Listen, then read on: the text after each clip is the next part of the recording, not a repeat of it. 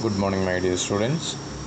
Today we are going to see the rest of the chapter 6, incomplete predication, subject and object complements. First of all, we will see verbs of complete predication. An intransitive verb does not have an object. However, it manages to express a complete thought without the help of other words. Look at the following sentences.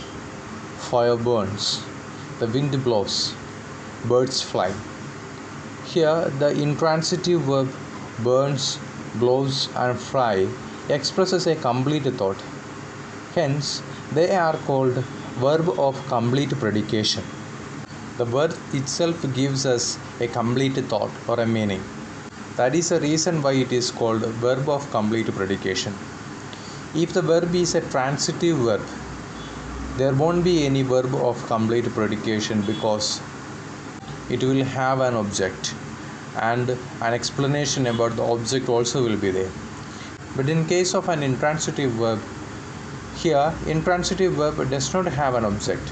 However, it manages to express a complete thought without the help of other words or objects or anything. Because of that, the verbs itself is called the verb of complete predication. You will understand it more when we learn verb of incomplete predication. So let's learn verb of incomplete predication. Verb of incomplete predication.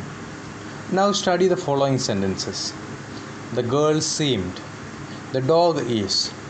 Both the verb underlined are verb of incomplete predication because they do not express a complete thought. Some word or words have to be supplied to complete their sense. The girl seemed excited. The dog is hungry. The words thus added to complete the meaning of a verb of incomplete predication are called its complements. Without learning incomplete predication and complete predication, we can't talk about the complements. The verbs that do not express a complete thought is called verb of incomplete predication, and the intransitive verb which do not have an object and it manages to express a complete thought without the help of other words is called a verb of complete predication. So the verb of complete predication can express a clear thought by the verb itself, but the verb of incomplete predication will not express a complete thought. They need some words to add up to complete their sense. Just before we learned what is a complement, now we are going to see what is a subject complement and the difference between subject complement and object complement. Words and phrases that are added to complete the meaning of a verb of incomplete predication are called its complement.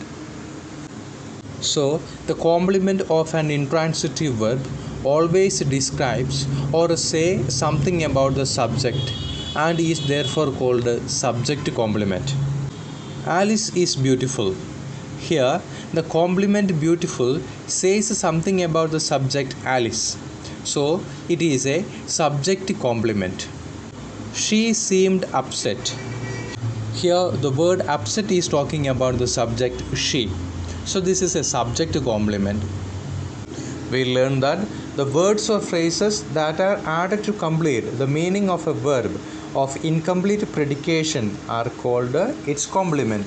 So, here, the highlighted words are the complements, the subject complements. The subject complement may be of different kinds. It could be an adjective, a noun, a pronoun, a participle, an infinitive, an adverb, or a phrase.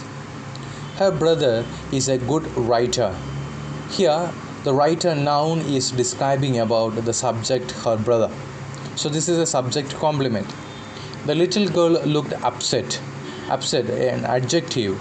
That adjective is talking about the subject, the little girl. So this is a subject complement. Likewise, subject complement may be of different kinds. Now we will see what is meant by object complement. Look into these following sentences. They made Harry chairman. The president appointed him governor. In sentence 1, Harry is the object of the transitive verb made. But if you say they made Harry, the sense is incomplete. In addition to the object Harry, we need another word to complete the meaning of the verb made. The word chairman, which completes the meaning of the sentence, is called a complement.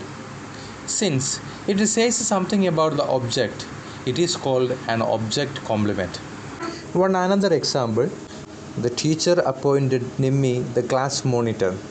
Here, the verb is appointed. The object is Nimmi. The class monitor helped to complete the meaning of the sentence. They talk about the object and therefore called object complements. Here are some examples. The jury found him guilty. So here the object is him and guilty is a complement about the object. The captain's death forced the soldiers to surrender. So here to surrender, the phrase is talking about object soldiers. Likewise, the words or the phrases that complement the object are called object complements. Dear students, here come a small exercise. In this exercise, you want to underline the direct object of the sentence and circle the object complement in the following sentences. After doing that, write the first 6 sentences with the direct object and object complement into your copy. Thank you.